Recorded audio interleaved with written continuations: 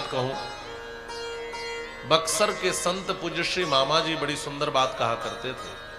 वो कहते थे, यदि ये बक्सर वाले बाबा जी माने विश्वामित्र जी राम जी को मांग करके नहीं लाते, यज्ञ की रक्षा नहीं करवाते, शिव धनुष का भंजन नहीं करवाते, तो दुनिया में कोई जान भी नहीं पाता कि राम किस गली के राम है।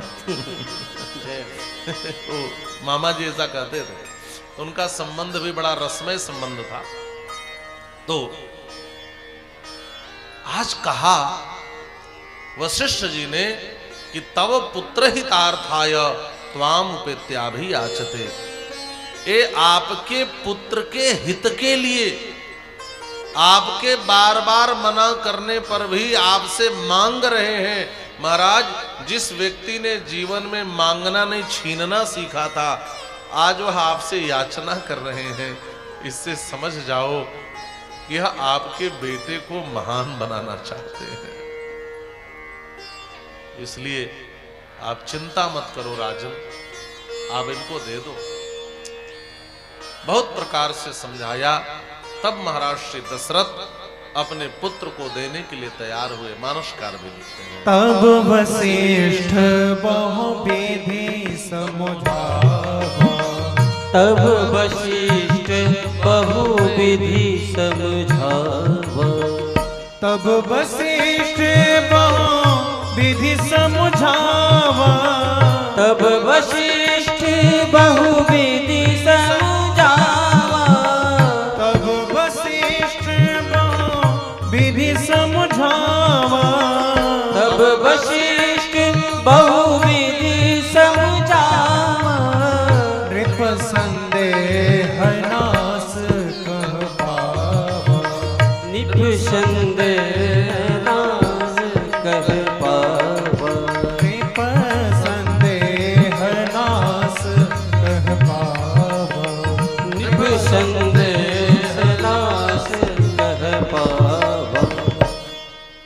तब वशिष्ठ बहुविधि समझावा, बहुत प्रकार से समझाया।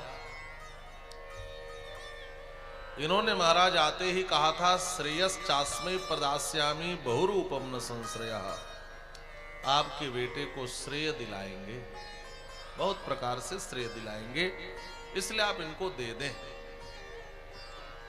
और मिथिला के संत तो कहते हैं बहुविधि का अर्थ बहु वाली विधि भी समझाई कि महाराज जो अभी सभा में बैठकर बेटे का विवाह कहाँ करूं आप चिंता कर रहे थे ना, और विवाह कराने वाले आए हैं तो इनको पहचान ही नहीं पा रहे हो, तो बहुविधि माने बहु वाली विधि भी समझाई।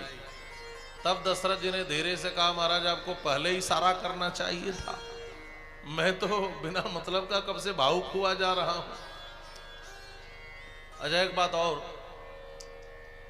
वाल्मीकि रामायण में मांगा एक को है, केवल श्री राम को, लेकिन दिया दोनों बेटों को है, राम को और लक्ष्मण को, और मानस में दोनों बेटों को मांगा है। मानसकार लिखते हैं, अनुज समेत देहो रघुनाथ, अनुज समेत देहो रघुनाथ, अनुज समेत देहो रघुनाथ, अनुज समेत देहो रघुनाथ, निशिचर बध में होव सनाथ, निश्चर बध में